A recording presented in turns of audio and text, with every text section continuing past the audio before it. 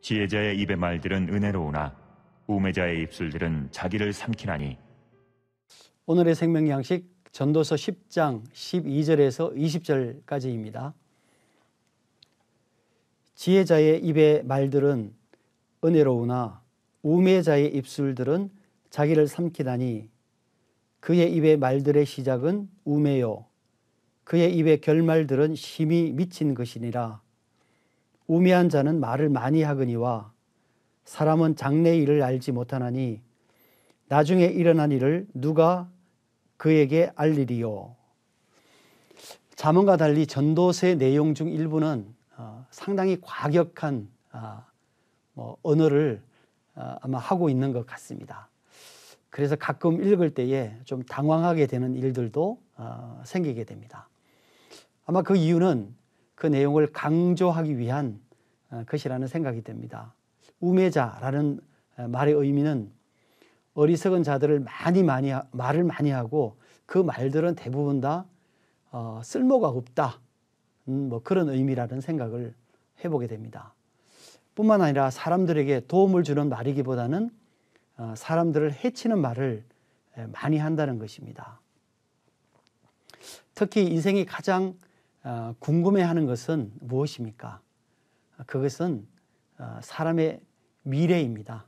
미래에 일어날 일들을 알았으면 하는 것이 사람들이 가장 궁금해하는 것들이죠. 그래서 성도들도 예언하신다는 분들을 찾아가기도 하고 또 믿지 않는 사람들은 무속인을 찾아갑니다. 그러나 분명한 것은 사람이 자신의 미래를 알지도 못하는데 어떻게 타인의 미래를 알 수가 있겠습니까?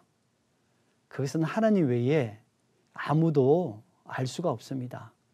따라서 우리는 알지 못하는 우리의 미래에 관해서 관심을 갖기보다는 지금 내가 하고 있는 일을 최선을 다해서 하는 것이 지혜자의 모습이며 또 태도라는 생각을 해보게 됩니다. 특별히 그리스도인들은 우리의 주님 되신 예수 그리스도께서 마지막 날에 오실 것을 기대하는 것 외에 우리의 미래에 대해서 굳이 그렇게 궁금해할 필요가 사실은 없습니다. 우리는 날마다 하나님께서 허락하시는 환경에서 날마다 최선을 다해서 또 주님이 허락하신 그 길을 걸어가는 것이 우리의 삶의 최선의 태도라는 생각을 해보게 됩니다. 그래서 소위 미래를 안다는 예언자들을 찾아가서 자신의 미래를 알려고 노력하는 그런 어리석은 일을 하지 말아야 하는 것입니다. 따라서 우리 그리스도인들은 항상 성령의 인도하심을 따라서 우리의 삶을 최선을 다해서 살아가는 것, 이것이 하나님 앞에서 올바른 태도라는 생각을 해보게 됩니다. 저희가 20절 또 읽도록 하겠습니다. 심중이라도 왕을 저주하지 말며 침실에서라도 부자를 저주하지 말라. 공중의 새가 그 소리를 전하고 날 짐승이 그 일을 전파할 것임이니라. 위의 내용은 우리가 쉽게 하는 말에 대해서 경계하는 내용입니다. 몇 사람이 모이면 많은 말을 하게 됩니다. 그 중에서도 특별히 관심을 갖고 또 재미있어 하는 내용을 생각해 보면 대부분 그것은 다른 사람들에 관한 내용입니다. 예를 들면 많은 사람들이 관심을 갖고 있는 내용들이 무엇입니까? 소위 말하는 연예인이나 정치인, 그리고 자신에게 영향을 미치는 사람들에 관한 얘기죠. 또 이들은 자신의 관심이나 일, 그리고 직업과 관련되어 있는 사람들과 또 회사의 오너, 직장의 상사, 이런 사람들이 아마 대부분이 아닐까 그런 생각이 듭니다. 그들에 대한 이야기는 끝이 없고 재밌습니다. 이것을 우리가 소위 뒷담화다 이렇게 얘기를 합니다. 실제로 그런 말을 함으로써 그들에게 받은 스트레스를 해소하는 경우도 또 얼마간 있을 수 있습니다.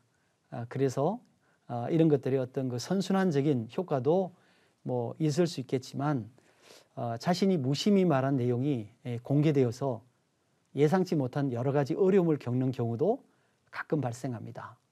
옛말에 낮의 말은 새가 듣고 밤의 말은 쥐가 듣는다는 말이 있습니다. 이 말의 의미는 무엇이겠습니까? 누군가 숨어서 우리의 말을 들으려 한다는 그런 의도는 아닙니다. 그 얘기는 뭐냐면은 우리가 한 말이 예상치 못하게 다른 사람들에게 전해지거나 알려진다는 의미입니다. 따라서 우리가 말을 조심해야 되겠지만 더 중요한 것은 불필요한 말을 삼가고 다른 사람들에게 도움이 되는 선한 말을 항상 하려고 노력하는 것, 그런 태도가 우리에게 필요하지 않을까라는 생각을 해보게 됩니다. 말은 언제나 마음을 반영합니다. 우리가 사람들에게 대하여 선한 마음을 가지고 또 선한 태도를 가질 때 우리의 말은 굳이 절제하지 않아도 다른 사람들에게 유익하고 또 도움을 주는 선한 말을 할 수도 있습니다. 잠언에서도 사람들의 말에 대하여 많은 경고를 하는 것과 같이 전도서에서도 동일하게 사람들의 말에 대하여 조심하기를 당부합니다.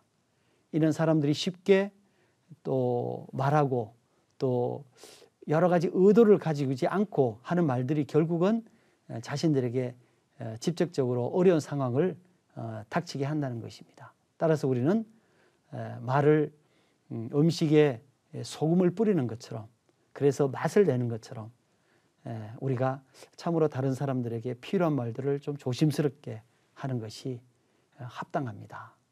사실 이것은 선천적으로 되지 않습니다. 훈련되어져야 하는 것입니다.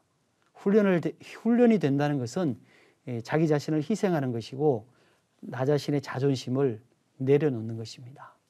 사랑하는 형제자매 여러분, 야고보는 우리의 혀가 신체에서 가장 작지만 우리의 삶을 파괴시킬 수 있는 힘을 가지고 있다고 조언하고 있습니다.